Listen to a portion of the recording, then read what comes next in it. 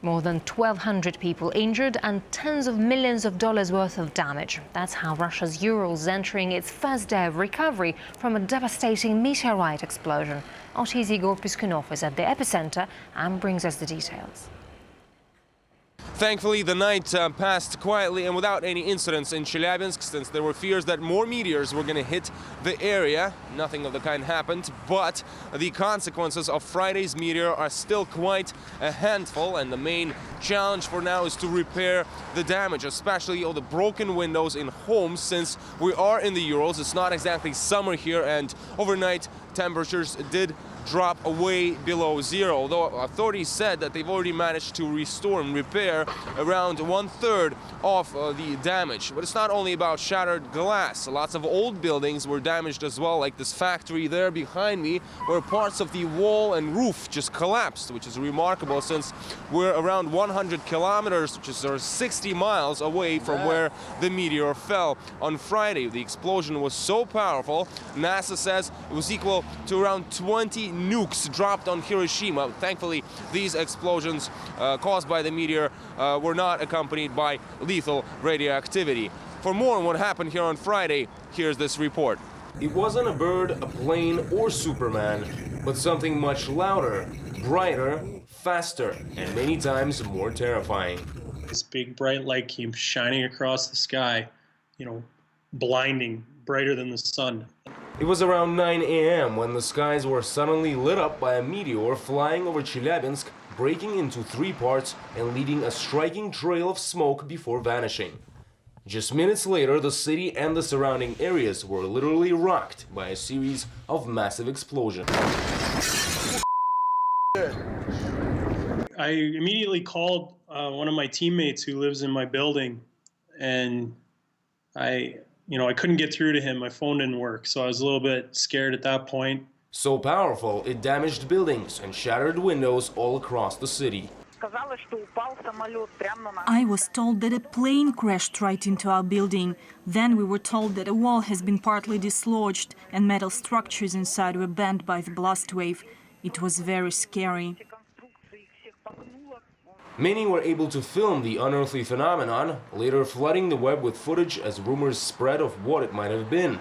A stricken airplane, a satellite that fell out of orbit, even the beginning of the end of the world. An RT documentary crew that was working in the area suddenly found themselves at the center of events. We saw a huge tail in the sky, like from an airplane, and then there was bright fire and an explosion. The feeling was like the earth shattering. We thought a military jet may have crashed, or that it was some man-made disaster. It was a relief to find out it was a natural phenomenon. Over 1,200 people were injured, including over 200 children, mostly from pieces of shattered glass. One of the girls ran out to take pictures, yes, and she was thrown in by the wave that came after the flash. And then my ears got blocked, and the whole room got filled with dust, just like a fog.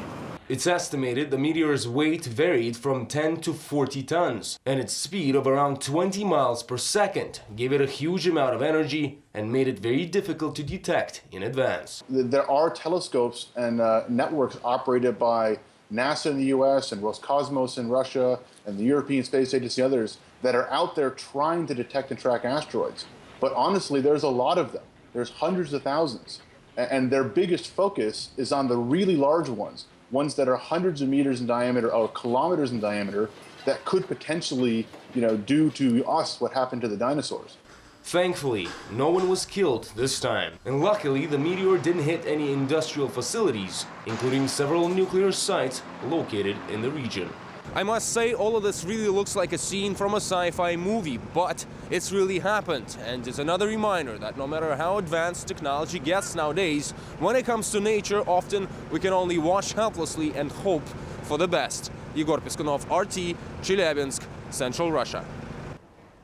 And Lawrence Maxwell Krauss from the School of Earth and Space Exploration says this was a scientifically precious event. Meteors and asteroids, many of them come from the outer part of our solar system.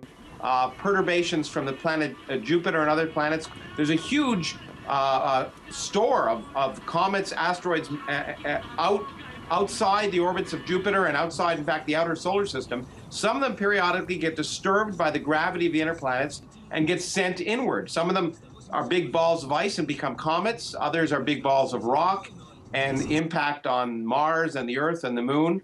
And what's fascinating is, actually, if you can collect some of this material, some of it is primordial. If we actually detect it and we can get it right after it falls, we can actually measure material that hasn't been processed since the solar system formed 4.5 billion years ago. So for scientists, it's a fascinating event, and I'm happy that people weren't killed. But if some of that material can be recovered, it'll be incredibly interesting and important for scientists. And we've got some amazing photos for you of the exploding space rock, as well as vivid examples of how powerful it was on RT.com. So do head online for that, as well as updates, footage and more comments from experts.